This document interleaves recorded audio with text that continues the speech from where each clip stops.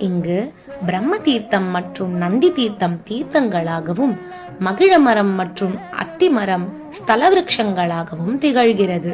கோயில் வளாகத்தில் நுழைந்தவுடன் இடதுபுறத்தில் ஸ்ரீ ஆதிபுரீஸ்வரருக்கான கொடிமரமும், அதன் முன் நந்தியும், அதன் அருகில் ஸ்ரீ வடிவுடையம்மனுக்கான கொடிமரமும் காணப்படுகிறது. அதைத் தொடர்ந்து பிரதட்சிணமாக வரும்போது இடதுபுறத்தில் சூரியன், நால்வர், சகஸ்ரலிங்கம் மற்றும் ராமநாதர் சன்னதிகள் உள்ளன. வலது புறத்தில் ஸ்ரீ அமிர்தகண்டேஸ்வரர் மற்றும் ஸ்ரீ ஜெகதாம்பா சமேத ஸ்ரீ ஜெகதீஸ்வரர் சன்னதியும் காணப்படுகிறது.